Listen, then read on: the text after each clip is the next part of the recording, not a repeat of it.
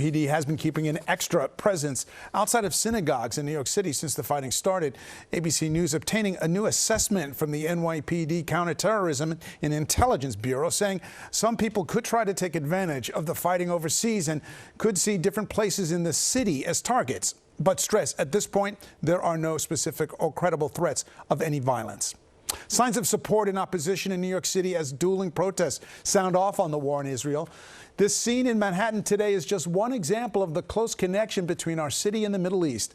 Eyewitness News reporter Sonia Rincon live outside UN headquarters with a look at how people in our area spent the day making their voices heard about what is happening overseas. Sonia. Yeah, David, New Yorkers who have such a strong personal and spiritual connection to Israel are really struggling to understand what is happening there right now, just the severity of the violence. They're worried about loved ones and worried about what could happen next. Prayers and solidarity in song and candlelight in Bennett Park. Members of Upper Manhattan's Jewish community and non-Jewish neighbors stood together, expressing shock and grief as the sun set on the holiday of Simchat Torah. A day on the Jewish calendar associated with joy, marking the conclusion of our high holiday season. But in our hearts, we have no joy today. Congressman Adriano Espaillat called Hamas's attacks on Israel like the attack on Pearl Harbor, saying it's also a day that'll live in infamy. They have no place in civil society in Israel. Not if you perpetrate this kind of death, this kind of hurt.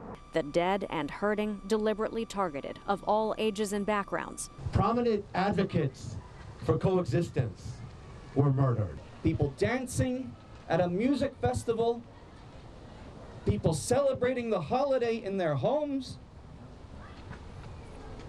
This is unconscionable. What's happening there is incredibly barbaric. It's impossible to believe that it's real. But what many New Yorkers call barbaric, others are calling resistance to oppression.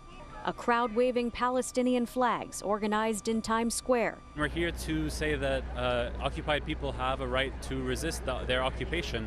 When conditions get so bad that they're willing to, take that kind of stance and take that approach, knowing the consequences are going to be even harsher, you have to support.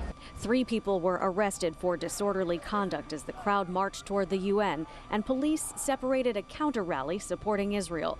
Governor Hochul yesterday called the planned pro-Palestinian rally morally repugnant. One student from Israel telling Eyewitness News it was at the very least poor timing. Not because I think to be pro-Palestine is a bad thing, and I think Palestine is okay, is okay idea, but not to do it 2 days after so many terrorists just killed our friends.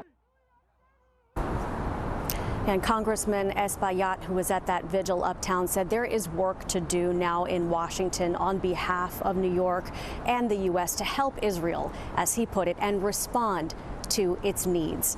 Live outside UN headquarters on the east side, Sonia Rincon, Channel 7, Eyewitness News. Thank you, Sonia. We have seen so many tributes here in our area and around the world tonight. A large Israeli flag was projected on the Parliament building in Bulgaria. And then in London, there was a show of support for Israel outside the Prime Minister's residence in that city.